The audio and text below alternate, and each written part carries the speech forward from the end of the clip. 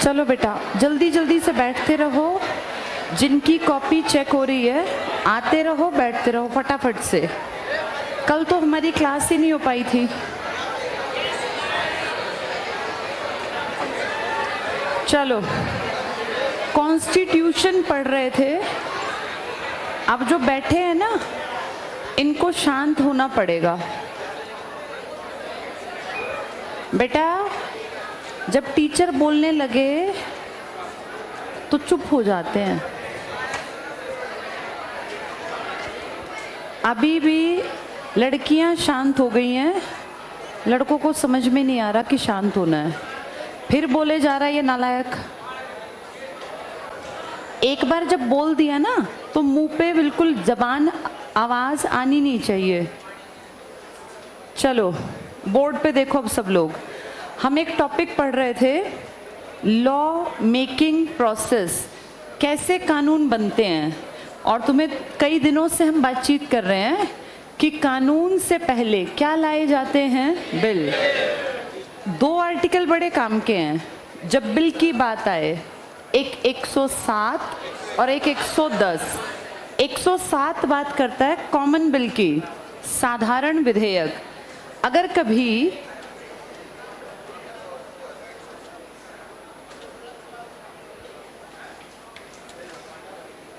ये स्कूल के जो 9-10 के बच्चे हैं बेटा, ये तो सुधर जाओ और नहीं तो फिर डंडे के साथ तुम्हें रोज पीटना पड़ेगा। बात नहीं करनी, सामने बोर्ड पे देखते रहो। 107 क्या कहता है कि अगर कोई बिल पेश किया गया तो उसको कहीं भी पेश कर सकते हैं, कोई भी पेश कर सकता है। क्योंकि ये कौन से बिल की बात करता है, साधारण, या जिसे हम कहते हैं कॉमन बिल। 110 कहता है एक फाइल के बाहर एक स्टैंप लगा देना और एक इंसान के सिग्नेचर करा लेना। इतना करने से वो क्या बन जाएगा, धन विधेयक। इसी को कहते हैं मनी बिल। इस पे तो कभी भी इकट्ठे बैठना ही नहीं है। किसकी चलनी है, लोकसभा। इस पे इकट्ठे बैठ सकते हैं और इकट्ठे बैठने के लिए अगला ही आर्टिकल इशारा करता है 108। क्या कहता है ये, जॉइंट सेशन। हमें दिखती बात है कि जॉइंट में किसकी चलेगी, लोकसभा, क्योंकि लोकसभा की गिनती है ज़्यादा, राज्यसभा की गिनती है कम। अगर हम मान लें लोकसभा के 150 लोग नहीं हैं इनके फेवर में, कोई बात नहीं, वहाँ के 100-150 आ जाएंगे इनके फेवर में। 100% एक सदन एक बात तो कहता ही नहीं होगा, कुछ फेवर में कुछ उसके अगेंस्ट में। इसीलिए चांसेस हैं हर बार किसकी बात मानी जाएगी। ऐसा सिर्फ किस विधेयक में होगा, किस विधेयक में तो बैठना ही नहीं है इकट्ठे। इसमें सारी किसकी चलती है, लोकसभा। राज्यसभा को सिर्फ दिन दिए जाते हैं गिनती के। अगर पास कर दो तो ठीक है और नहीं पास कर दो फाइल अपने घर रखो। हम फाइल सीधी ये कहते हैं किसको पहुंचा देंगे, प्रेसिडेंट। और प्रेसिडेंट भी मना नहीं कर पाएगा क्योंकि फाइल पेश करने से पहले किसकी प्रायर परमिशन ली गई थी, प्रेसिडेंट की। यानी पैसे के सारी पावर्स मेन किसके हाथ में रखी हुई हैं, लोकसभा। ये सब हमने पहले ही जान लिया। अब मुझे पेज नंबर बताओ कहाँ तक पहुँच गए थे हम पढ़ते हुए। हम 76 से पढ़ना स्टार्ट हुए थे। सबसे पहला टॉपिक हमने यही उठाया था। इस किताब का पहला टॉपिक हमने 8वां चैप्टर पढ़ना शुरू किया, पेज 76 से। अब देख के बताओ ज़रा कहाँ तक पूरे पढ़ लिए ये पेजेस। 84 पे आ गए हम। विधायी शक्तियाँ ये सब पढ़नी थी आज, ठीक है। संसद के काम और शक्तियाँ, ठीक है बेटा। अब बोर्ड पे देखो एक बार। इसमें जब भी कहेंगे विधायी, विधायी का मतलब कानून बनाने की पावर। तुम सब अच्छी तरह जान गए, मुझे बार बार बताना नहीं पड़ेगा। अब सिर्फ पढ़ेंगे कि कानून पहले क्या बनाने पड़ते हैं, बिल। ये बिल कोई अनपढ़ नहीं बनाता, इस बिल को तैयार करते हैं सेक्रेटरी लेवल के आदमी। सेक्रेटरी कौन, IAS। तो चांसेस ये हैं कि इस बिल की भाषा अच्छी लिखी होगी। मंत्री को कोई काम नहीं है बेटा, मंत्री अपने एरिया के लोगों से बातचीत करता है। लोग जाके इकट्ठे होके अपनी बात रखते हैं। कार्यालय में ना इनकी मीटिंग्स होती हैं, कभी कभी सैटरडे संडे को। हर मंत्री, हर MLA, हर MP खासकर जो सत्ताधारी और विपक्षी हैं, ये अपने आसपास के लोगों से मीटिंग्स करते हैं, क्योंकि तुम उतने अभी एक्टिव नहीं हो राजनीति में, तुम्हें पता नहीं है। समाज के बहुत सारे लोग इकट्ठे होके हर 15 दिन में 20 दिन में जाके अपने जो कंसर्न एमएलए है या एमपी है उससे मिलते हैं, उसको अपनी बातें बताते हैं। तो ये उन बातों को रखते हैं फिर अपने अंडर। अगर कोई मंत्री है तो उसके पास 100% क्या होगा, सचिव होगा ना। वो कहता है भाई यार इस तरह की प्रॉब्लम है, तुम इसके लिए कोई एक अपना वो तैयार कर लो, आउटलाइन बना लो कि क्या कुछ करना चाहिए। फिर वो प्रोसेस शुरू करता है, ये सचिव सब कुछ लिखता है और लिखी हुई भाषा को, क्योंकि ये आईएएस रहा है, तुमने सुना होगा ना आईएएस को ऐसे लिखने पड़ते हैं, इनके डिस्क्रिप्टिव पेपर, ये बेटा ये सब चीज़ें काम आती हैं। अब जैसे इन सब की नॉलेज यहाँ काम आएगी, ये उसको एक ब्लूप्रिंट तैयार करेगा, फिर उसकी भाषा ऐसी लिखेगा कि जिसके दो मतलब ना निकलते हो, जो सबकी समझ में आ जाए, जिस पे कल को कोई बड़ा केस ना बन पाए। फिर इस बिल को ये अपने मंत्री को पकड़ा देगा कि सर ये इस तरीके से पेश होगा, फिर ये मंत्री इसको वहाँ जाके क्या कर देगा, पेश। एक्चुअल में काम किसने किया, सेक्रेटरी। और जो ये सेक्रेटरी होते हैं ना बेटा, सरकारें आएंगी और जाएंगी, लेकिन जो ये आईएएस रैंक के अधिकारी है ना, ये किसी सरकार के अंडर ऐसे काम नहीं करते, ये अपनी पोस्ट पे बने रहते हैं। मान लो सेक्रेटरी ना रहे, लेकिन अगर कोई आईएएस है, किसी ज़िले का मुखिया, तो बेटा इसका काम है अपने ज़िले को संभालना। डीसी को इससे कोई फ़र्क नहीं पड़ता कि सरकार बीजेपी की आई या सरकार कांग्रेस की, इसका जो काम है ये अपना काम एज इट इज़ करता रहेगा। तो नौकरी कर रहा है ना, कोई टीचर है स्कूल में, कोई क्लर्क है, कोई बैंक में है, कोई रेलवे में है, कोई डीसी है, इससे क्या फ़र्क पड़ता है कि सरकारें आएँ। सबको अपना अपना काम दे रखा है। गवर्नमेंट जॉब में काम दिया जाता है, आपको काम करना है, सरकार आएंगी चली जाएंगी। इसलिए सरकार को पता है क्या कहते हैं, सरकार होती है बेटा टेम्परेरी, और जो ये आईएएस लेवल के अधिकारी हैं ना, इनको कहते हैं ये परमानेंट एग्जीक्यूटिव है। एग्जीक्यूटिव याद करो, कार्यपालिका थी, कार्यपालिका जो काम करती थी, जिसको हम सरकार कहते थे। तो एक होती है टेम्परेरी, 5 साल के लिए आएगी, क्या पता दोबारा ना आए, लेकिन डीसी को तो वहीं रह के काम करना है ना। इस तरह के लोग कहलाते हैं परमानेंट एग्जीक्यूटिव। ये लोग क्या कर रहे होते हैं, अपनी गवर्नमेंट जॉब। इनकी तो रिटायरमेंट की एज है। क्या इन नेताओं की रिटायरमेंट की एज है? नहीं, इनके तो 5 साल हैं। अच्छा काम किया फिर 5 साल, बढ़िया काम किया फिर 5 साल, काम नहीं किया तो 5 साल के बाद कोई पूछेगा भी नहीं कौन मंत्री, कौन एमएलए, कौन एमपी। इसलिए इनको क्या कहा जाता है, मंत्री टाइप के लोगों को टेम्परेरी एग्जीक्यूटिव। चलो पेज 84 पर आ जाओ। सबसे पहली हेडिंग देखो, भारतीय संसद के कार्य और इसकी शक्तियां। संसद से क्या मतलब है यहाँ, संसद का मतलब बताओ, LS + RS + POI, यहाँ लिख लो ऊपर, LS + RS + POI। जब संसद आए तो ये समझना, और जब सरकार लिखा है तो क्या समझोगे, सरकार कौन, लोकसभा नहीं, हाँ लोकसभा का एक छोटा हिस्सा, ये लोकसभा है, इसके कितने लोग सरकार हैं, 81, क्योंकि ये क्या हैं, ये लोग मंत्री, बाकी सारे सांसद क्या हैं, MP, सांसद यानी मेंबर ऑफ पार्लियामेंट। क्या मंत्री बनने के लिए शर्त है कि MP बनना पड़ेगा? 99.9% सांसद ही क्या बनेंगे, मंत्री। अगर बाहर का आदमी बन गया तो उसको 6 महीने में क्या बनना पड़ेगा, सांसद। कहाँ का सांसद हर 6 महीने में बन सकते हैं, राज्यसभा। इसीलिए बाहर का आदमी बनाएंगे तो कोई बड़ा आदमी बनाएंगे, राह चलते पकड़ के किसी को मंत्री नहीं बनाते। पढ़ के देखो आगे। विधायी शक्तियां या कार्य, लेजिस्लेटिव पावर्स। लेजिस्लेटिव का मतलब कानून बनाने की शक्ति। पहला पॉइंट पढ़ लो बस, संसद पूरे देश या देश के किसी भाग के लिए कानून बनाती है। तो देश का कानून कौन बनाती है, संसद। पहला पॉइंट हुआ, देश का कानून संसद बनाती है। संसद प्रायः कानूनों को स्वीकृति देने मात्र का काम करती है। एक्चुअल में कानून के ऊपर मेन काम करती है सरकार, लेकिन सरकार अकेली कानून नहीं बनाती, उसको बिल पेश करना पड़ेगा, तो संसद मेन है। नेक्स्ट अंडरलाइन करना, संसद का प्रमुख कार्य, इसको टिक कर लो, सबसे इंपॉर्टेंट काम। इसी लाइन में पीछे अंडरलाइन करो, कानूनों का निर्माण करना। तो कोई तुमसे पूछे बताओ संसद क्यों बनाते हैं, संसद क्या काम करती है, कानूनों का निर्माण। संसद इज इक्वल टू 3 क्या क्या, Lok Sabha, Rajya Sabha, president of India, ये हमारे कानून बनाते हैं। इनका सबसे इंपॉर्टेंट काम है कानून बनाना। नेक्स्ट पैराग्राफ पे आ जाओ। आर्टिकल 245 कहता है, यहाँ लिख लो, केंद्र राज्य संबंध, ये दोनों के रिलेशन पर है। केंद्र राज्य संबंध 245 के ऊपर भाग 11 में है ये। केंद्र राज्य संबंध भाग 11, किस चीज का भाग 11, कॉन्स्टिट्यूशन का। अब देखो सब लोग, ये मैंने बुक एक दिन तुम्हें दिखाई थी, ये बुक है बेटा, ऐसा ही कॉन्स्टिट्यूशन है। कॉन्स्टिट्यूशन भारी भरकम है क्योंकि वो इलेबोरेट करके लिखा गया। ये हैंडी है, इसको देख के हम एक आइडिया लगाते हैं। जैसे मैंने अभी क्या कहा, कॉन्स्टिट्यूशन का कौन सा भाग लिखा तुमने, 11। अब देखो, जैसे इस किताब को मैं तुम्हें दिखाती हूँ, इसमें है क्या।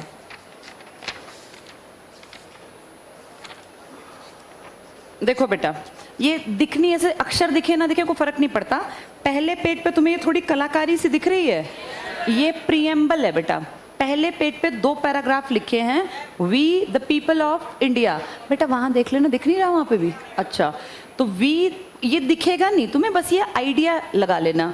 पहला पन्ना है, इसके ऊपर बॉर्डर बना हुआ है, बॉर्डर के बाद 2 पैराग्राफ हैं जिसमें लिखा है, हम भारत के लोग भारत को एक संपूर्ण प्रभुसत्ता संपन्न समाजवादी लोकतांत्रिक गणराज्य, ऐसे शब्द लिखे हैं। धर्मनिरपेक्ष भी इसी में लिखा है।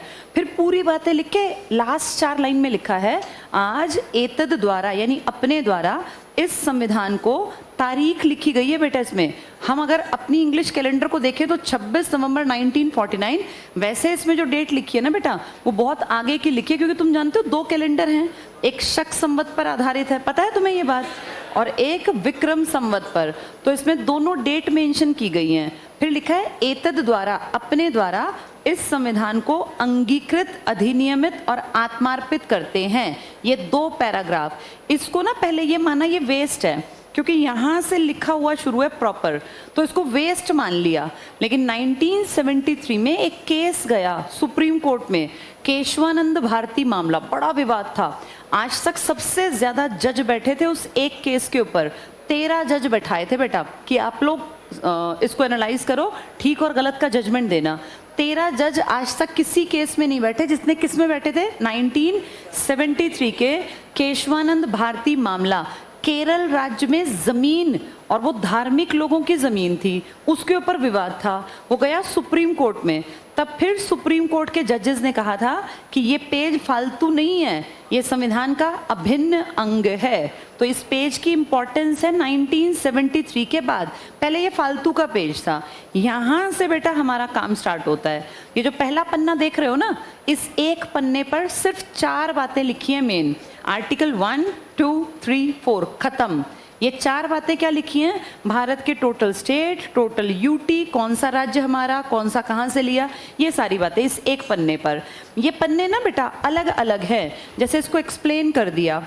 अब एक बार मैं तुम्हें थोड़ा आइडिया देती हूँ कि ये कैसे है। जैसे देखो, ये फर्स्ट पार्ट है, पार्ट 1 में अपने देश की जानकारी, ये थोड़ा इलेबोरेट कर दिया, तो देखो यहाँ खत्म। फिर ये पार्ट 2 स्टार्ट होता है, अगला चैप्टर। जैसे हमारी मैथ्स की बुक में यूनिट्स नहीं होती थी, यूनिट्स की तरह है, एक यूनिट खत्म, फिर अगली यूनिट अगले पन्ने से स्टार्ट करते थे ना, यहाँ अगले पन्ने से अगली यूनिट, यूनिट को यहाँ कहेंगे पार्ट। इसमें लिखा है तुम और मैं सिटीजन कैसे बनेंगे, अलग अलग बातें बता दी। आर्टिकल 5, 6, 7, 8, 9, 10, 11 इसमें सब एक्सप्लेन कर दिया। ये देखो, ये एक यूनिट खत्म, एक पार्ट खत्म। फिर आता है पार्ट नंबर 3, ये तुम्हारे मेरे लिए बड़े काम का है क्योंकि इसके अंदर फंडामेंटल राइट्स हैं, और राइट्स बहुत लंबे लिखे गए हैं, आर्टिकल नंबर 12 से लेके 35 तक। तो इसमें ना बेटा सब कुछ एक्सप्लेन किया। देखो, ये मैंने दिखाया सिर्फ एक पन्ना था। ये कौन सा पार्ट था, पहला पार्ट एक पन्ना, एक इधर भर के इधर तो भरा भी नहीं है, दूसरा सिर्फ ये खत्म ऐसे ही। लेकिन तीसरे को देखो, यहाँ से स्टार्ट होता है बेटा, ये भी तीसरा, ये भी तीसरा, और ऐसे आगे तक चला गया। ये आगे तक पता है क्यों गया, क्योंकि ये सब एक्सप्लेन, देखो ये सब एक्सप्लेन किया, तुम्हारे मेरी सारी बातें यहाँ तक लिखी गई हैं, यहाँ तक तो 5-6 पेज भर दिए। इससे ये अंदाज़ा लगाना है तुम्हें कि क्या सारे पार्ट इक्वल हैं या अलग अलग हैं, अलग अलग। समझ में आया ये?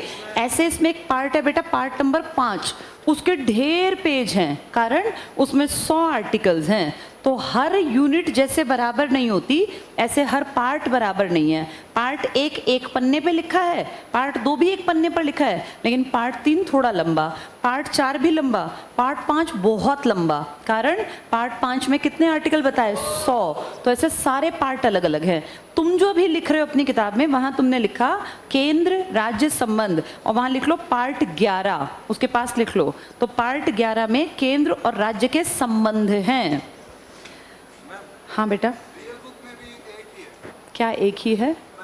नहीं, थोड़ा सा एक्सप्लेन कर दिया, जैसे ये तो भाई तुम्हारे मेरे समझने के लिए है, वैसे उसको थोड़ा, उसके तो बेटा पेजेस की संख्या, उसके शब्दों की संख्या थोड़ी ज़्यादा, इससे छोटी किताब भी आती है इतनी सी, पॉकेट, उसको पॉकेट कॉन्स्टिट्यूशन के रूप में देखते हैं, उसमें और छोटा लिख दिया, मतलब एक एक शब्द एक्सप्लेन नहीं किया, ये तुम्हें समझाने के लिए कि सारे पार्ट बराबर नहीं है, ठीक है।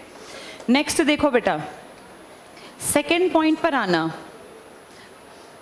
सेकंड नहीं, पहले हमने फर्स्ट पढ़ा, सेकंड थर्ड पॉइंट पढ़ रहे थे ना हम। आर्टिकल 245 क्या है इसमें? केंद्र राज्य संबंध, और किस भाग में है ये? 11। चलो आगे पढ़ो। संसद भारत के संपूर्ण राज्य क्षेत्र या उसे किसी भाग के लिए उन विषयों पर कानून बना सकती है जो संघ सूची में, अंडरलाइन करो, संसद संघ सूची। तुम जानते हो इंडिया के कॉन्स्टिट्यूशन में 3 लिस्ट हैं, इसको बोर्ड पे देखो एक बार। जब किसी के घर में कोई शादी ब्याह होता है तो काम का बंटवारा कर देते हैं ना, भाई घर में हलवाइयों का काम अलग है, टेंट वेंट का काम अलग है, और मेहमानों को संभालने का काम अलग है, सब काम अलग अलग होते हैं।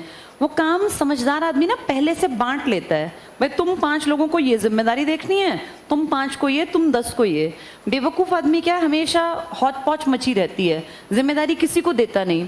संविधान लिखने वालों ने कहा भैया काम बांट लो, काम बांट लोगे तो जिम्मेदारी अपने आप आदमी फील करेगा। उन्होंने सारी बातों को 3 लिस्ट में रख दिया। पहली लिस्ट को कहा लिस्ट नंबर 1, और इसे कहा ये सेंटर को दे दो, भाई सेंटर तेरे ये काम है, तो देश में इन कामों के ऊपर नियम बनाना, कानून बनाना, चाहे देश में कोई भी दिक्कत आए, कुछ भी हो, बेटा समझ ले ये कानून तुम्हें ही बनाने हैं, और तुम अपना काम किसी और को नहीं दे सकते। जैसे पेरेंट्स की जिम्मेदारी पेरेंट्स ही निभा सकते हैं, बच्चे नहीं निभाएंगे। बच्चे बड़े होकर पेरेंट्स के लिए काम कर सकते हैं, लेकिन यहाँ सेंटर से ऊपर कोई कभी नहीं होगा। तो इसको यहाँ पर ना बेटा, उस जमाने में 97 टॉपिक लिख दिए, इनको सब्जेक्ट्स बोल देंगे, हिंदी में कह देंगे विषय। तो 97 सब्जेक्ट या टॉपिक या विषय लिख के कह दिया कि तुम काम करोगे। इसमें पता है क्या लिखा? डिफेंस, देश की आर्मी, एयरफोर्स, नेवी, तुम्हारी जिम्मेदारी है। इनमें कितने टैंक लेने हैं, कितने लड़ाकू विमान होंगे, एयरफोर्स के क्या होगा, आर्मी के पास कौन सी मिसाइल होंगी, नेवी कैसे काम करेगी, ये सब देश को देखना है। हरियाणा को कोई फर्क नहीं पड़ता आर्मी के पास टैंक हैं, मिसाइल हैं कि नहीं है, हम लोग कितनी मिसाइल्स खराब गई हमारी, कितनी नई आ गई, इंडिया से लेंगे, इजराइल से लेंगे, क्या करेंगे, ये सब काम किसको दे दिया? सेंटर। ऐसे बैंकिंग का काम कि भैया बैंक में जितने नोट नए छपेंगे, बंद होंगे, चलेंगे नहीं चलेंगे, ये स्टेट नहीं देखेगा। हरियाणा को कोई चिंता नहीं है कि 1000 का नोट आएगा कि नहीं आएगा, 2000 का नोट बंद हो गया कि चल गया, जैसा हमें कहेंगे हरियाणा, पंजाब, यूपी, राजस्थान, बिहार, कर्नाटक सब वैसा कर लेंगे। हमें ना नोट बनाने, ना हमें कोई टेंशन। ये सब टेंशन किसको दे रखी है? ऐसे ही नेशनल हाईवेज, पूरे देश में बड़े बड़े हाईवेज बनाने की जिम्मेदारी। एक चीज़ देखो बेटा, हाईवे बनता है स्टेट में, लेकिन पैसा उसमें नेशन का लगता है। नाम क्या है उसका? National highway. नेशनल हाईवे पूरे देश की कनेक्टिविटी बनाते हैं। तो ये पूरे देश को जो कनेक्ट करते हैं ना नेशनल हाईवेज, इनमें पैसा लगाता है सेंटर। उसी की टेंशन है कि मुझे कहाँ से, किस स्टेट से कितने एकड़ ज़मीन कह के इनसे लेनी है। कुछ नहीं करना, सेंटर स्टेट को करेगा कि भैया हमें तुम्हारे इस बेल्ट में 50 एकड़ का एरिया कवर करना है, इसमें से हमें ज़मीन दिलवाओ। हर स्टेट का ना बेटा एक इंडस्ट्रियल डेवलपमेंट का एक अलग से काउंसिल होती है, वो फिर उस गांव के लोगों को जाके कहेगी भाई यहाँ से यहाँ रोड निकलेगा, आपकी ये ज़मीनें हम एक्वायर करेंगे, उसके बदले का मार्केट रेट आपको दे देंगे। तो इस तरह से नेशनल हाईवेज का काम कौन करेगा? राज्य करेगा या सेंटर करेगा? ऐसे ही बहुत बड़े बड़े सारे टॉपिक्स पे काम कौन करता है? सेंटर। फिर सेंटर को ये टेंशन नहीं है कि हरियाणा पुलिस की भर्ती हुई कि नहीं हुई, यूपी पुलिस का पेपर लीक हुआ था, दोबारा कब होगा, सेंटर को कोई मतलब नहीं है। ये सारे काम किसको दे दिए? स्टेट को। लिस्ट नंबर 2 किसको पकड़ा दी? स्टेट को। अब स्टेट की चिंता है, मेरे यहाँ स्कूलों में एडमिशन हो रहे हैं सरकारी में कि नहीं हो रहे, मेरे सरकारी ITI में बच्चे एडमिशन ले रहे हैं कि नहीं ले रहे, मेरे यहाँ के कॉलेज ठीक चल रहे हैं जो स्टेट लेवल के हैं, ये सब जिम्मेदारी स्टेट की है। हर स्टेट अपने यहाँ पे एजुकेशन पे काम करेगा, हर स्टेट अपने यहाँ पुलिस पे काम करेगा। इसलिए देखो पुलिस की भर्ती के नियम सारे देश के अलग अलग होते हैं। यूपी पुलिस की भर्ती के नियम अलग मिलेंगे, दिल्ली पुलिस के अलग, चंडीगढ़ पुलिस के अलग। ऐसे ही हरियाणा पुलिस की अलग, चारों की सैलरी में भी गैप मिलेगा बेटा। चंडीगढ़ पुलिस की सैलरी तुम्हें सबसे ज़्यादा दिखेगी, उसके मुकाबले Delhi police, Haryana police, UP police की सैलरी आपको कम मिलेगी। तो ये स्टेट का टॉपिक है। इसका मतलब कुछ चीज़ें किस किस को देखनी है, पर्सनल स्टेट को। इनमें पंचायत भी आती है, अपनी पंचायत को कौन सी स्टेट कितनी पावर देगी। हर पंचायत बराबर पावरफुल नहीं होती। हमारे देश ने ना लिस्ट बना रखी है पंचायतों के लिए और कह रखा है पंचायत को 29 सब्जेक्ट्स दिए जा सकते हैं, पर हर स्टेट 29 सब्जेक्ट नहीं देता। कुछ 5 पकड़ाते हैं, कुछ 7, कुछ 15, कुछ 20। 29 से ज़्यादा तो टॉपिक हो ही नहीं सकते। हर स्टेट ने अपने हिसाब से अपनी पुलिस, अपनी स्वास्थ्य सेवाएं, अपने यहाँ का एजुकेशन पे काम कर सकता है, क्योंकि ये किसका टॉपिक भी है, स्टेट का। कुछ होते हैं जो स्टेट के भी हैं, कुछ स्पेशल स्टेट के। अब तीसरी लिस्ट में कह दिया दोनों मिलके काम कर लो, टॉपिक दोनों के सेम होंगे। जैसे मैंने अभी एग्जांपल लिया एजुकेशन का, हर स्टेट अपनी एजुकेशन पे काम करती है, लेकिन उसी स्टेट के कई स्कूल सेंट्रल लेवल की एजुकेशन पे भी काम कर सकते हैं। जैसे हमारे देश में CBSE, central board of school education, ये भी पेपर लेता है 10वीं 12वीं के। वहीं हमारे अपने बोर्ड भी हैं, HBSE, Haryana board of school education. ऐसे ही यूपी बोर्ड है, बिहार बोर्ड है, ऐसे हर स्टेट के बोर्ड हैं। तो जिस चीज़ पे दोनों काम करेंगे उनको अलग अलग नहीं लिखा, उनको एक लिस्ट में कह दिया, दोनों की लिस्ट बना रहे हैं और इसको नाम दे दिया कॉन्करेंट लिस्ट। इसी को कहते हैं समवर्ती। सम मतलब इक्वल, इक्वली दोनों पावरफुल हैं। एक लिस्ट का नाम रखा केंद्र सूची, संघ सूची, इसी को कहते हैं लिस्ट नंबर 1। और सेंट्रल या यूनियन लिस्ट, इसे कहते हैं लिस्ट नंबर 2। इसी का नाम है स्टेट लिस्ट, इसी का नाम है राज्य सूची। इसका नाम कॉन्करेंट है, समवर्ती है।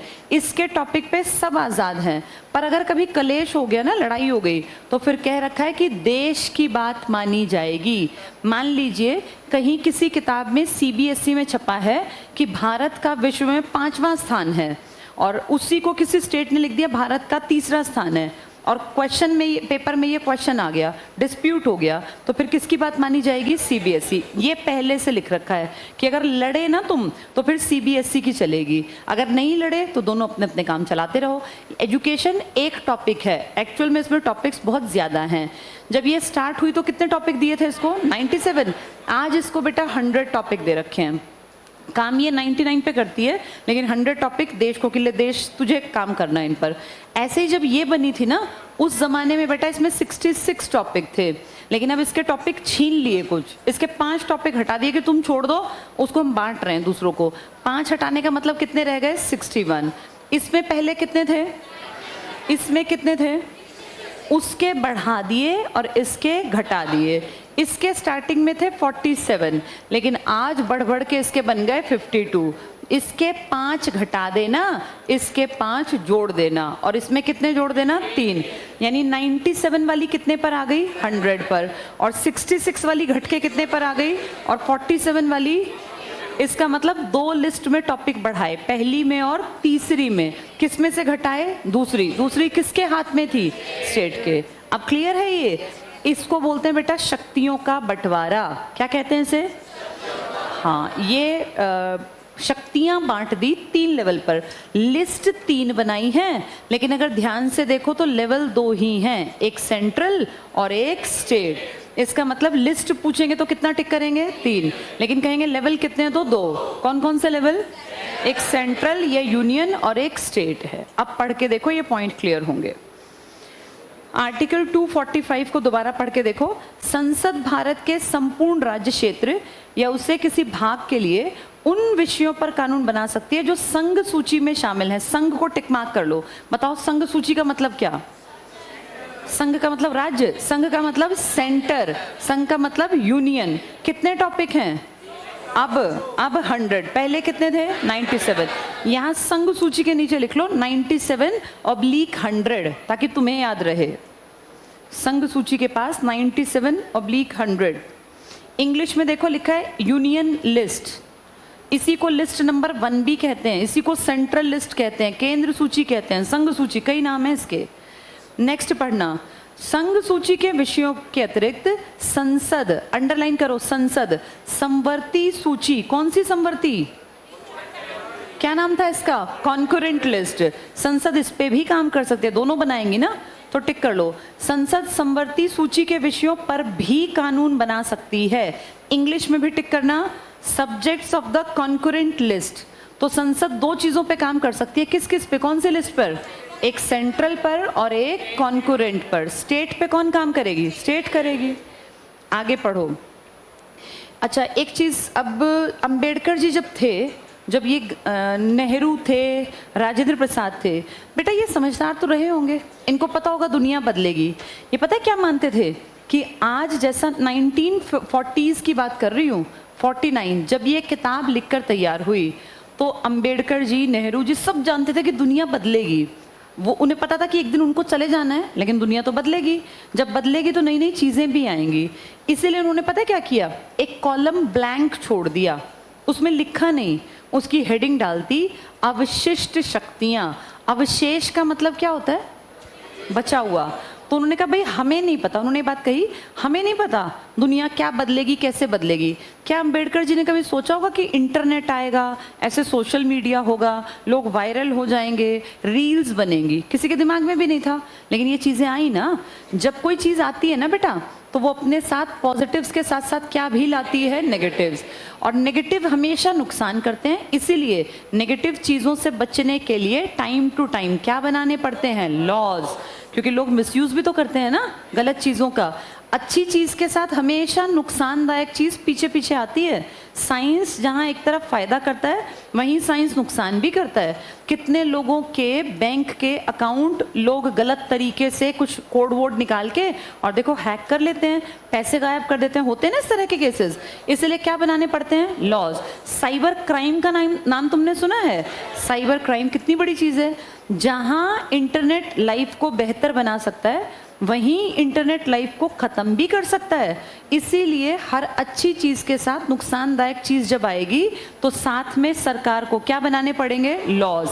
इसीलिए सरकार एक्टिव रहती है। तो जो बेटा वो बुजुर्ग लोग थे ना, वो समझदार थे, उन्होंने कहा भाई हमें नहीं पता तुम क्या क्या नई नई चीज़ें लाओगे, हम एक खाली छोड़ के जा रहे हैं, नाम दे रहे हैं रेजिड्यूअल पावर्स, अवशिष्ट शक्तियाँ। यानी जो हमारे टाइम पे नहीं है, तुम्हारे ज़माने में आए, तो उनको इस लिस्ट में जगह दे देना। हमने ये ब्लैंक छोड़ दी। इसी को इंग्लिश में कहते हैं बेटा रेजिड्यूअल पावर्स। रेजिड्यू का मतलब होता है बचा हुआ। यानी इन्होंने कहा हमें नहीं पता क्या क्या बच गया, जितनी हमारी बुद्धि हमें बता रही है हमने सब लिख दिया, फिर भी आज से 50-100 साल बाद कुछ नई चीज़ें आए, तो तुम लोग, ये हमें कह गए वो कि तुम लोग, आने वाली पीढ़ी वाले लोग, इस ब्लैंक जगह पे उनको भर लेना। कौन सी जगह ब्लैंक छोड़ दी? फिर किसी ने पूछा इस पे कानून कौन बनाएगा? तो बोले इस पे कानून बनाने की पावर देश को देना, क्योंकि ये शक्ति किसी स्टेट की तो होगी नहीं। जो देश में शक्ति होगी उस पे कानून कौन बनाएगी? संसद। और बेटा संसद में बहुमत में जो बैठती है उसी को हम क्या कहते हैं? सरकार। इसका मतलब जो नई नई चीज़ें आती हैं उस पर लॉ बनाने की पावर किसके हाथ में है? सरकार के हाथ में। इसलिए internet, social media, Facebook, Instagram, देखा नहीं, इनकी पॉलिसी मेकर में सरकार होती है। अब पीछे देखो कितनी सारी स्ट्रिक्ट पॉलिसी बनाने की बात कर रहे थे कि भाई सरकार का ये कहना था कि जो लोग आपस में मैसेजेस पे बात करते हैं वो भी सरकार पहचान सके, सरकार के पास पहले जाएं कि लोग क्या क्या चैट कर रहे हैं। तो इस पे एक क्वेश्चन मार्क लगा था। तो ऐसे तो भैया किसी की व्यक्तिगत जीवन में तुम जिसको चाहोगे ऐसे पढ़ते रहोगे। क्या तुम्हें पता है कि हमारी सरकार के पास ये हक है कि वो सबके फ़ोन कॉल टैप कर सकती है? पता है ये बात? अब तुम्हारे कोई कॉल क्यों टैप करेगा बेटा? तुम्हारी कोई अभी ऐसी आइडेंटिटी नहीं है। लेकिन जैसे ही कोई सोशल फिगर बनने लगता है ना, जिसके पीछे 1000-2000 लोग चलने लगते हैं, तो फिर सरकार के बहुत सारे डिपार्टमेंट होते हैं जो तुम्हें पता भी नहीं है। जैसे एक डिपार्टमेंट है आईबी, इंटेलिजेंस ब्यूरो, ऐसे ही एक डिपार्टमेंट है सीआईडी, सेंट्रल इन्वेस्टिगेशन डिपार्टमेंट। ये ना हमें नहीं पता। जहाँ भीड़ होती है ना बेटा, वहाँ ये लोग ना अपनी नॉर्मल यूनिफॉर्म में नहीं होते, नॉर्मल घरेलू कपड़ों में ना एक्टिविटी हमेशा होती रहती है। जहाँ ज़्यादा 100-150 लोग इकट्ठे हैं ना बेटा, ये इस तरीके से फैला रखा है। देश ऐसे ही नहीं चल रहा। तुम सोचो देश ऐसे ही चल रहा है, तुम्हें लगता होगा पुलिस थाना जहाँ है बस वहाँ सिक्योरिटी, वहाँ तो बेटा बहुत बाद में बात जाती है। जहाँ पब्लिक इकट्ठी होती है ना, वहाँ नॉर्मल से कपड़ों में आम आदमी की तरह सीआईडी और आईबी हर टाइम चौकन्ने रहते हैं। जहाँ भीड़ है वहाँ कोई ना कोई आदमी आईबी का, सीआईडी का मिलेगा। तुम्हें और मुझे कोई थोड़ी बताएगा कि मैं सीआईडी से हूँ या मैं आईबी से। ये सब पिलर्स हैं बेटा। ये इतना बड़ा सिस्टम, इतनी बड़ी व्यवस्था ऐसे ही नहीं चल रही है।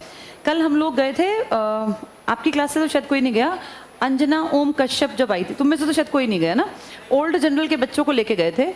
वहाँ ना बेटा, तुम्हें जैसा दिखता है ना, एक्चुअल में ऐसा नहीं होता। वहाँ जो लोग कवरेज में आते हैं ना, जैसे एक किसी ने वहाँ थोड़ी आवाज़ इस तरह से बुलंद की सरकार के खिलाफ, तो तुरंत से जो है ना माइक वाइक हटा दिया गया। जो शूट कर रहा होता है ना, उसके हाथ के नीचे इस तरह का वो होता है कि वो जितना चाहे, वो देखने में तो शूट कर रहा है, पर जैसे ही कुछ रहा है तुरंत से दबा देता है वो बटन, उसकी बात ही नहीं जानी। और जितने ये प्रोग्राम तुम्हें लाइव दिखते होंगे ना, लाइव नहीं होते, हर चीज़ रिकॉर्ड होती है, आगे जाके एडिट की जाती है। इसलिए जितना चाहते हैं मीडिया बस उतना ही दिखाता है, आपके मेरे बोलने से फ़र्क नहीं पड़ता उतना, क्योंकि वो दिखाएंगे उतना जितना उनको ठीक लगेगा। ऐसा नहीं है कि बिल्कुल नहीं दिखाएंगे, थोड़ा बहुत दिखाएंगे, थोड़ा बहुत विरोध दिखाएंगे, तो लोगों को लगेगा कि हमारी बात सुनी जा रही है। कल एक लड़का वहाँ शूट कर रहा था, तो उसका तुरंत से फ़ोन छीन लिया और पुलिस वाले ने, और तुरंत से उसको डिलीट मार दिया, यानी अपनी ये चीज़ें कहीं बाहर ना चली जाएं। तो वहाँ फ़ोन कॉल्स और ये सब चीज़ें ना बैन, कि भैया आप यहाँ पे शूटिंग नहीं करेंगे, आप अपना फ़ोन लेके भाई ये शूटिंग हो रही है, यहाँ ये बोल रहे हैं, ऐसा आप लोग उसमें वीडियो नहीं बना सकते हैं।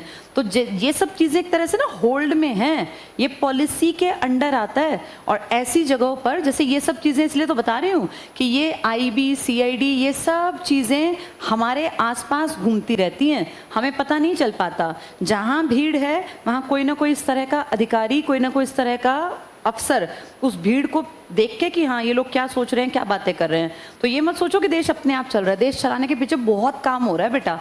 ऐसी पावर जो टाइम के साथ डेवलप हुई, उसके लिए खाली जगह छोड़ दी, क्या नाम कह के? अवशिष्ट। आज ऐसी अवशिष्ट का सबसे अच्छा एग्जाम्पल इंटरनेट है।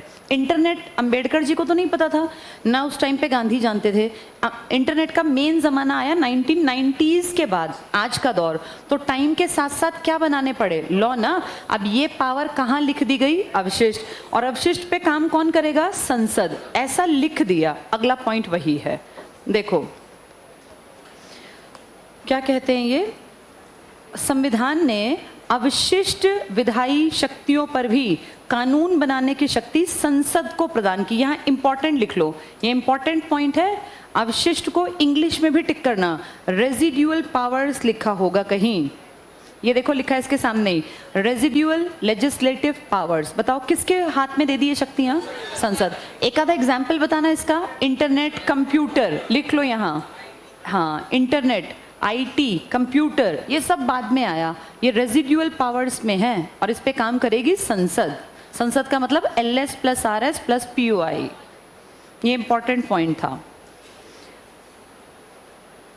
अच्छा, क्या इंडिया में जब इंडिया आज़ाद हुआ उसके 9 साल बाद स्टेट बने, आज भी उतने स्टेट हैं या बढ़ गए? कितने थे स्टार्टिंग में स्टेट्स? 14। आज कितने हैं? डबल हो गए ना। क्या हमने हिस्सा भी बढ़ाया या हिस्सा उतना ही है हमारा? हमने किसी की एक गज ज़मीन नहीं ली बेटा, हमारी ज़मीन बेशक हड़प ली पाकिस्तान ने, POK के नाम से जो उसके पास है, चाइना ने अक्साई चीन की पहाड़ियाँ। हमारे पास जितनी ज़मीन 15 अगस्त 1947 को थी, हमने उस दिन से आज तक एक गज ज़मीन भी किसी की छीन के नहीं बढ़ाई, हमारी ज़मीन लगभग उतनी ही है। 15 अगस्त 1947 के टाइम से आज तक हमने ये संख्या बढ़ा दी। इसका मतलब ऐसे समझो, एक रोटी थी, उसके टुकड़े पहले 4 किए, फिर अचानक से 2-4 लोग और आ गए तो उसी के टुकड़े कर दिए हमने। तो हमने अपने स्टेट्स की एरिया नहीं बढ़ाया, उसी एरिया में से स्टेट की संख्या बढ़ा दी। ऐसा कहीं लिखा है? ऐसा लिखा है इसके पहले पन्ने पर याद करो, 1 से लेकर 4 आर्टिकल थे। आर्टिकल नंबर 3 पता है क्या कहता है? अपने देश के टोटल हिस्से में से कोई नया स्टेट बनाना, UT बनाना, उसका प्रावधान करता है। कौन सा आर्टिकल? 3। एक चीज़ और बेटा, जैसे मैं ये कह रही हूँ कि हमने किसी का कोई हिस्सा नहीं हड़पा, लेकिन फैक्ट ये है कि सिक्किम हमारा नहीं था, सिक्किम तो हमने लिया था ना। ऐसे आर्टिकल्स ये मेंशन करते हैं ये सब आर्टिकल नंबर 2 में कि अगर आप किसी बाहरी एरिया पे कब्जा करते हो, ज़मीन किसी से लेते हो, भाई आपने किसी चीज़ को एक्वायर कर लिया, तो फिर आर्टिकल नंबर 2 के तहत भी आप अपने देश का हिस्सा बना सकते हो। ये एक जैसी बातें हैं, बस थोड़ा सा अंतर है। 2 में कहाँ की बात करेंगे? बाहर, हमारा नहीं था। 3 में बात किसकी करेंगे? अपनी, हमारा हिस्सा था। देखो पढ़ के अब इसको क्या कहते हैं। आर्टिकल नंबर 3 तो ये बाहर की बात करे, ये 3 अपनी की बात करेगा। आर्टिकल 3 के अनुसार 2 या अधिक राज्यों को मिलाकर, अंडरलाइन करो, नए राज्य का निर्माण। तो आर्टिकल 3 नए की बात करता है। ये नया बाहर से लाया, अपने में से बना दिया। जैसे हरियाणा किस में से बना दिया? पंजाब में से। तेलंगाना किस में से बना दिया? तो ये आर्टिकल किससे बनाए गए? आर्टिकल 3 में कहा था कि भाई ऐसे बना लेना, तो ये टिक कर लो। नए राज्य का निर्माण करने, वर्तमान राज्यों के क्षेत्रों और सीमाओं या नामों में परिवर्तन करने के लिए कानून बनाने की शक्ति किसको प्राप्त है? ये संसद। टिक कर लो। आर्टिकल 3 राज्य, नया राज्य, संसद, तो ये संसद के पास शक्ति है। नेक्स्ट पढ़ना, विधेयकों को तैयार करना, ये टिक करो, बिल को रेडी करना। इसका वास्तविक काम बताओ, वास्तविक काम मंत्री ने किया या सचिव ने किया? पढ़े लिखे सचिव ने किया। पढ़ के देखो आगे। वास्तविक काम तो किसी मंत्री के निर्देशन में, निर्देशन मतलब उसकी डायरेक्शन में, नौकरशाही करती है। टिक कर लो। नौकरशाही जानते हो? ब्यूरोक्रेट्स को कहते हैं, आईएएस को बोलते हैं नौकरशाही। नाम देखो नौकर, लेकिन आगे लिखा है शाही। शाही मतलब राज टाइप की चीजें। विधेयक का उद्देश्य और उसे संसद में प्रस्तुत करने का समय मंत्रिमंडल तय करता है। टिक कर लो। संसद, मंत्रिमंडल, वहां सचिव नहीं जाएगा। सचिव काम करेगा अपने टेबल चेयर पे, फाइल बना देगा, सब तैयार करेगा। पेश कौन करेगा? सचिव या मंत्री? मंत्री। कौन सा आर्टिकल कहता है कि अपने स्टेट में से और स्टेट काट के बना सकते हो?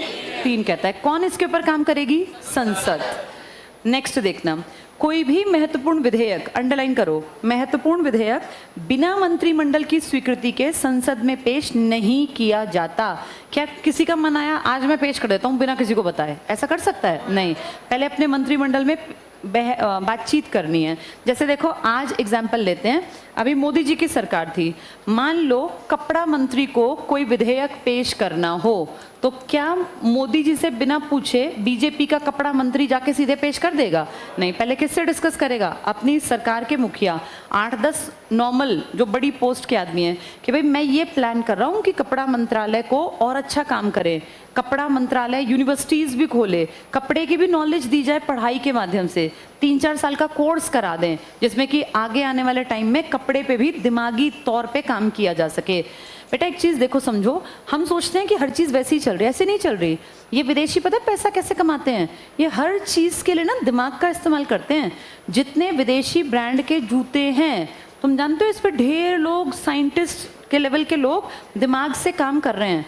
हर साल तुम देखो नए नए जूते आ जाते हैं और 6-6 महीने 3-3 महीने में चीज़ें रिपीट होती हैं।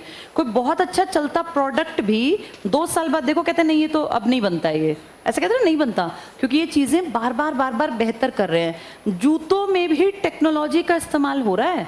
तुम जाके पता करोगे भाई 20,000 के जूते 35,000 के कैसे बिक रहे हैं, वो उनके पीछे दिमाग लगाया जा रहा है कि किसी इंसान को बहुत देर खड़े रहना है तो उसके पैर के नीचे इतना कंफर्ट हो। हमारे इंडिया के जूतों का बिजनेस बहुत बढ़िया क्यों नहीं चला? क्योंकि हमने इन चीज़ों में टेक्नोलॉजी को इंट्रोड्यूस ही नहीं किया। हमने यहाँ हमेशा से मोची थे हमारे यहाँ बेटा, मोची का काम क्या था? चमड़े से जूता बना दिया, बस साइज मापा बना दिया। वो कहीं आगे पंजे में काटता, कहीं एडी में दुखी करता, कोई फर्क नहीं पड़ता था। लोगों को लगता था ठीक है भैया कम से कम नंगे पैर तो नहीं चल रहे हैं, क्योंकि हम जीरो से उठ के आगे आए। लेकिन आज अगर देखें तो वो नंगे पैर का जमाना गया। अब टेक्नोलॉजी है हर चीज़ में, चाहे वो फ़ोन की बात कर लो, गाड़ियों की बात कर लो। ये मारुति ने देखो अपने कितनी सारी चीज़ें बंद कर दी, नई चीज़ें बढ़ा रहा है। तुम इस चीज़ को ऐसे समझो, पहले सड़कों पे सबसे ज़्यादा मारुति 800 ही अकेली दौड़ती थी, बाकी कोई गाड़ी ही नहीं थी, मारुति 800। फिर धीरे धीरे क्या हुआ, आज मारुति 800 दिखाई नहीं देती। आज तुम देखो छोटी गाड़ियाँ, मारुति 800 बंद हो गई, मारुति की K10 खत्म बराबर हो गई, फिर ये जो नैनो थी ये भी बहुत कम रह गई, और जो अब अगर देखें सेंट्रो भी तो बंद हो गई हमारे देखते देखते। इसका मतलब कोई भी चीज़ लगातार किस पे काम कर रही है? टेक्नोलॉजी पे। जिसने दुनिया में जिंदा रहना है ना बेटा, जिस बिजनेस को, उसको टेक्नोलॉजी पे काम करना पड़ेगा। जो तकनीक पे काम नहीं करते ना वो बाहर निकल जाते हैं। आप ये सोचो, आज आपके पास हर फोन में कैमरा है। एक ज़माना था जब कैमरा भारी भरकम कैरी करके ले जाना पड़ता था, उसमें फिर रील डलती थी, फिर वो रील फोटो क्लिक कर करके ख़त्म होती थी, फिर उसको निकलवाते थे ऐसे ना काले काले, तुम्हें पता नहीं है ऐसे काले काले छोटे छोटे वो होते थे, उस पर हल्की पिक्चर दिखती, वो धुलवाए जाते, फिर बड़ा पिक्चर बाहर आता था। तो नेगेटिव्स बोलते थे उनको, जो वो रोल के होते थे ना नेगेटिव्स। आज देखो कितना एडवांस टाइम है, कोई नेगेटिव नहीं, कोई रोल बिल्कुल नहीं। इमेजिन करो कितनी कंपनियां उस बिजनेस में थी, जो नेगेटिव्स डेवलप करने वाला कोई आदमी था, कोई उस कैमरे को बनाने वाला, कोई उसके पार्ट्स बनाने वाला, उन सब ने अगर टेक्नोलॉजी को नहीं अपनाया तो वो आउट ऑफ ट्रेंड गए। आज फोन आ गया, आज फोन के पिक्सल्स भी कितने हाई होने लग गए। पहले इतनी क्लैरिटी बेटा उसमें नहीं थी कैमरा में, जितने बढ़िया आपके जो फोन हैं इनके कैमरा की क्वालिटी है। आप जितना महंगा फ़ोन ले रहे हैं उसके हिसाब से वो क्या बताते हैं फ़ोन में कि जी इसमें इतने मेगापिक्सल का कैमरा है, इसमें इतनी स्पीड से ये होगा। ये सब चीज़ें किसके ऊपर काम करती हैं? टेक्नोलॉजी के ऊपर। तो बेटा ये टेक्नोलॉजी बदलती है ना, तो लॉज भी नए नए लाने पड़ते हैं। उसी के ऊपर बात कर रहे हैं अगले पॉइंट में। देखो ज़रा, जो बीच में बातचीत करने में ध्यान है ना, ये बातें कोई समझाएगा नहीं। ये पेज मैं चाहूँ तो मुझे 5 मिनट नहीं लगने पढ़ने में, इसको पढ़ा के मैं ख़त्म करूँ, लेकिन मैं ये कोशिश करती हूँ कि तुम्हारी बुद्धि में ये बातें बैठ जाएं ताकि तुम समझ पाओ। समझे बिना पॉलिटिकल साइंस पास नहीं होगी। पेपर टफ आएगा, घुमा फिरा के 4 लाइन का क्वेश्चन आएगा, कहेंगे इनमें से कौन सी बात इसको लेकर सही नहीं है, फिर 4 लंबे लंबे उसमें ऑप्शंस होंगे, सारे पढ़ के समझना। तो वो समझने में ना ये टॉपिक काम आएंगे वहाँ कि हाँ ये बात ठीक है या गलत है। पढ़ो अगला पॉइंट। कोई भी महत्वपूर्ण विधेयक बिना मंत्रिमंडल की स्वीकृति के संसद में पेश नहीं किया जाता।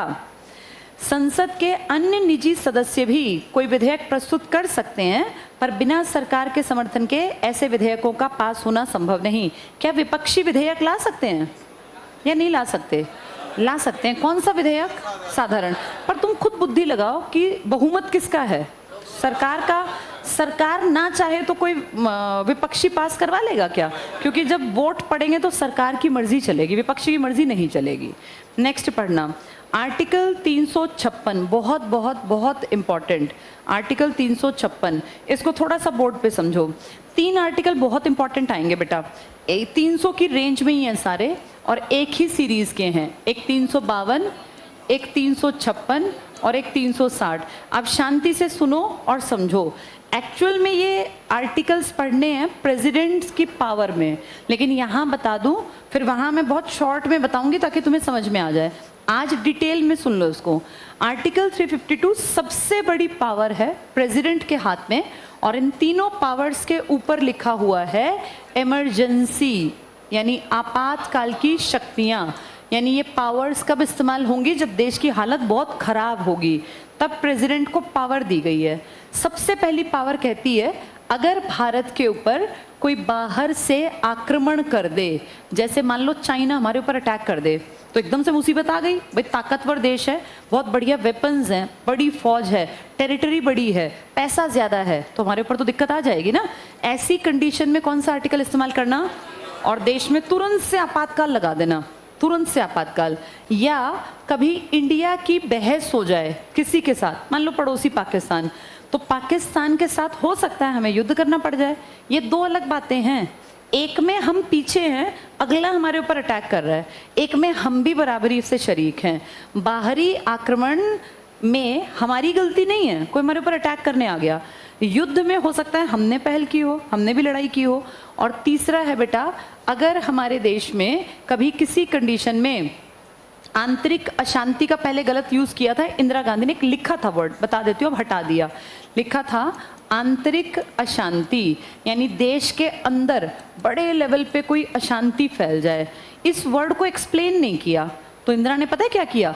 25 जून को जब 18 लाख लोग उसके खिलाफ दिल्ली में एकत्रित हुए, तो उसने कहा लोग इकट्ठे होकर शांति फैला रहे हैं और मैं इसके तहत देश में क्या लगवा दूंगी? आपातकाल। उसने फोन घुमाया और देश में क्या लगवा दी? इमरजेंसी। फिर आने वाली सरकार ने कहा अरे तो मिसयूज किया इंदिरा गांधी ने, ये वर्ड हटा दो। इस वर्ड पे आज के बाद इमरजेंसी नहीं लगेगी, हटवा दिया। मोरारजी देसाई ने, बुजुर्ग पीएम ने, 81 साल के एक आदमी ने कहा हटाओ ये वर्ड, ये मिसयूज किया गया। इसकी जगह लिख दिया अगर पूरे देश में कहीं भी सशस्त्र विद्रोह की स्थिति हो जाए, बहुत सारे लोग अपने अस्त्र शस्त्र लेके लड़ने निकल पड़े, जैसे मान लो किसानों ने आंदोलन किया। किसानों को पता आंदोलन क्यों चल पाया 1 साल? क्योंकि वो सशस्त्र नहीं थे, वो तलवार कृपाण कटार लेके सारे नहीं गए।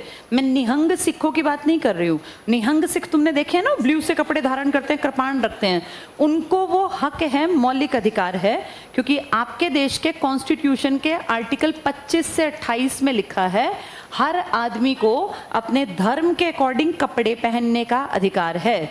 तो सिख धर्म में जो निहंग सिख है, इनको अधिकार है कि ये कृपाण या तलवार कैरी कर सकते हैं।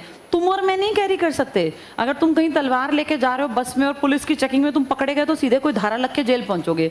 लेकिन निहंग सिख बिल्कुल सबके सामने बैठता है, तो लेकिन उसके कपड़े भी तो देखो ना बेटा, वो अपने धर्म के अधिकार का, मौलिक अधिकार का इस्तेमाल कर रहा है। तो आपके देश में ये आर्टिकल में ऐड कर दिया कि अगर बहुत सारे लोग अस्त्र शस्त्र लेके इकट्ठे हो जाएं, वो कुछ गड़बड़ करनी चाहें, तो तुरंत देश में क्या लगा देना, इमरजेंसी। 3 बातें लिख दी, बाहरी आक्रमण, युद्ध या सशस्त्र विद्रोह। पहले ये वर्ड नहीं था, पहले यहाँ क्या लिखा था, आंतरिक अशांति। कौन मिसयूज करके गई इसका, इंदिरा गांधी। मोरारजी देसाई ने ये हटवा दिया। आज तक, अभी बताती हूँ बेटा, आज तक इसका इस्तेमाल 3 बार किया बेटा हमने। एक बार चाइना के कारण किया, एक बार पाकिस्तान के कारण, और एक बार इंदिरा गांधी के फोन पे किया। मोरारजी देसाई 1978 में इसको हटवा गए, एक अमेंडमेंट करवा के। हमारी इस किताब में ना एक चेंज करवाया उन्होंने कहा आज के बाद ये वर्ड इस्तेमाल मत करना। कौन सा वर्ड, आंतरिक अशांति। नया शब्द इस्तेमाल करोगे सशस्त्र, और उसका प्रूफ होना चाहिए कि हाँ लोग आए थे लड़ने इकट्ठे तलवार और कृपाण और कटार लेके, तो लगेगा, वरना नहीं लगेगा। आर्टिकल 356, ये सब बेटा फिर आएगा, अभी सिर्फ समझ लो, लिखो मत, समझो। आर्टिकल 356 क्या कहता है, इंडिया कोई देश नहीं है।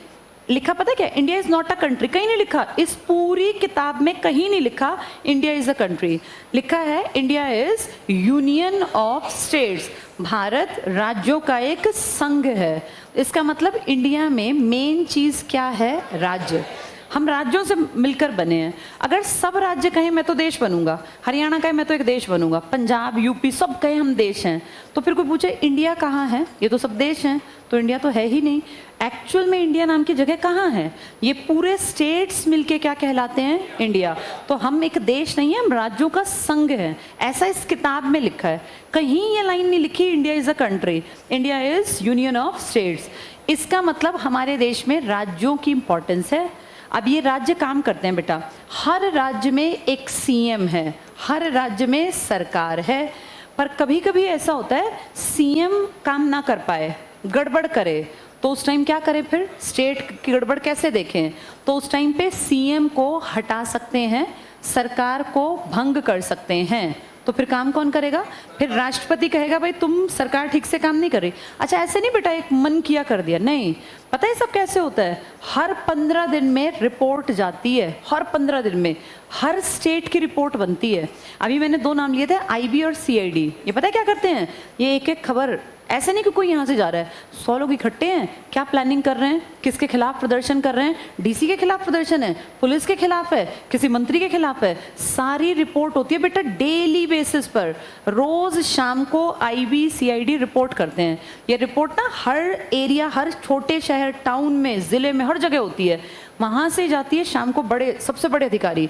जैसे हर चीज का ना एक हेड होता है, आईबी का एक मुखिया होगा पूरे राज्य का, सीआईडी का, वो सारी रिपोर्ट को देखता है। हर जगह तो गड़बड़ नहीं है, लेकिन मान लो किसी जिले में 1000 लोग इकट्ठे हुए युवा और उन्होंने प्रदर्शन किया, रोजगार की डिमांड की, तो ये बड़ी खबर मानी जाती है। वो तुरंत से ये बात राज्यपाल को बताएगा कि सर ऐसे ऐसे आज उस जिले में 1000 लोग इकट्ठे हुए थे, उन्होंने ज्ञापन सौंपा है। यानी ये राज्यपाल के नोटिस में आ गया कि 1000 लोग इकट्ठे होकर ज्ञापन सौंप गए। अब ऐसा अगर बार बार होता है और हर जिले में होता है, मान लो 4 दिन बाद किसी और जिले में उसकी नोटिस में फिर आया, तो वो देखेंगे कि शायद कोई काम कर रहा है, हर जिले में एक्टिव है यूथ, तो ये रिपोर्ट बड़ी बन जाएगी बेटा। फिर ये सारी खबर दी जाएगी हेड को, राज्यपाल को। ये तो बात है पॉजिटिव। कभी कभी ना नेगेटिव बातें भी होती हैं। अगर लगातार नेगेटिव बातें जाती हैं तो फिर राज्यपाल नेगेटिव रिपोर्ट बना के उस स्टेट की और ये पहुंचाता है बेटा गृह मंत्री को। किसको पहुंचाता है ये? गृह मंत्री। तुम जानते ना अमित शाह थे हमारे, अमित शाह की नज़र हर राज्य पे थी।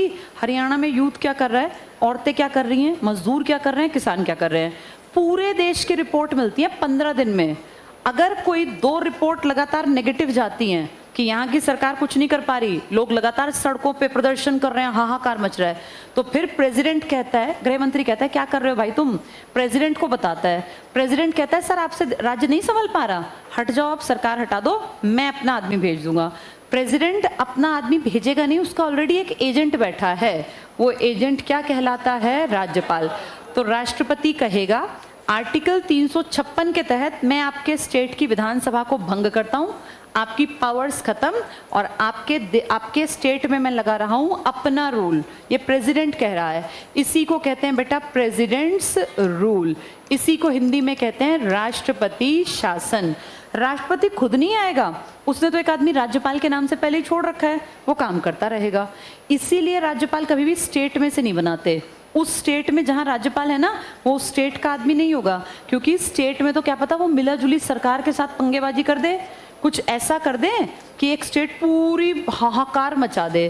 तो पता है कितनी चालाकी चली जाती है। सीएम हमेशा स्टेट का होता है और राज्यपाल हमेशा बाहर का। ये कंडीशन है, कभी भी कोई आदमी अपनी स्टेट का राज्यपाल नहीं बन सकता। हरियाणा का कोई आदमी राजस्थान का बन जाएगा, कर्नाटक का बन जाएगा, केरल का। हरियाणा का कोई आदमी हरियाणा का राज्यपाल नहीं बनेगा, क्योंकि राज्यपाल हमारी बात नहीं बेटा, ये यूपी राजस्थान बिहार सबकी बात है।